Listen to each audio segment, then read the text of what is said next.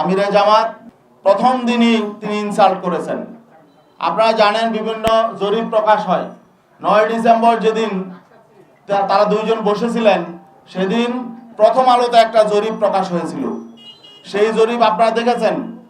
সেই জরিপে প্রকাশ হয়েছিল যে বিএনপিকে চায় 65% মানুষ, জামাতে ইসলামকে চায় 25% মানুষ, আর সেখানে ইসলামী আন্দোলনেরও ছিল একটা, সেটা হলো 0.1% মানুষ।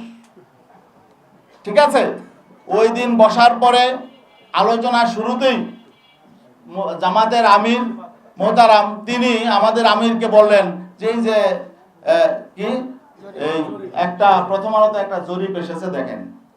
তাহলে এটার অর্থ কি? এটার অর্থ হলো যে তাকে ইনসাল্ট করা, যে আপনাদের তো কোনো পয়েন্টই নাই, মানে জনমতে আপনাদের কোনো কি নাই, কোনো 1%ও নাই। 0.1 মানে 1%-এর শতভাগের 1 ভাগ। তো এটা হলো উনি ইনসাল্ট করে শুরু করেছে যাত্রা। সেদিনই আমির আমাদেরকে বলেছেন যে তাদের কিন্তু মতলব ভালো নয়, তারা হয়তো আমাদেরকে সাথে বেইনসাফি করবে। কারণ তিনি আমাকে এই জরিপের কথা কেন আনলেন সেখানে, পরে আমরা দেখলাম শেষ পর্যন্ত তারা এই জরিপের মধ্যেই ছিল। এবং সর্বশেষ মিটিং যখন আমার সঙ্গে হয়, ডক্টর আব্দুল্লাহ মোহাম্মদ তাহের সাহেব তিনিও বললেন যে আপনাদেরকে অনেক আসন দেওয়া হয়ে গেছে, জরিপে তো আপনাদের এত নাই। তখন তিনি আমার দেশের একটা জরিপের কথা সেদিন আনলেন। আপনারা জানেন আমার দেশেও একটা জরিপ প্রকাশ হয়েছিল এবং সেটা হয়তো তারাই করেছে। যাই হোক, জরিপ কারা করে এটা আপনারাও জানেন। এগুলো পেইড এজেন্সি থাকে, এনজিও থাকে, টাকা দিয়া করা হয়। যাই হোক, তো এখানে ওই জরিপের ফলাফলটা রেজাল্টটা কি ছিল, যে সেখানে বিএনপিকে চায় 34% মানুষ, জামাতকে চায় 33% মানুষ, এনসিপিকে চায় 7% আর ইসলামী আন্দোলনকে চায় হলো 3% মানুষ।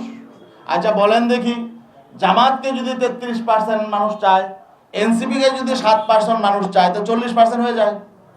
আর বিএনপি চায় 34%, বিএনপিকে চায়, তাহলে তো বিএনপির থেকেও এখন যদি এনসিপি তাদের সঙ্গে আছে, বিএনপির চেয়ে 6% ভোট তাদের বেড়ে গেছে।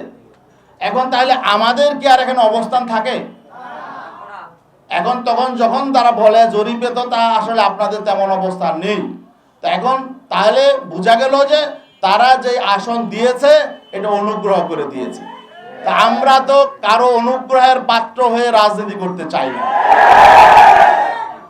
শোনেন, আসন এখানে কম বেশি হতেই পারে, তবে এখানে আমাদের আত্মসম্মান বোধে লেগেছে, এটাও একটু বলা প্রয়োজন।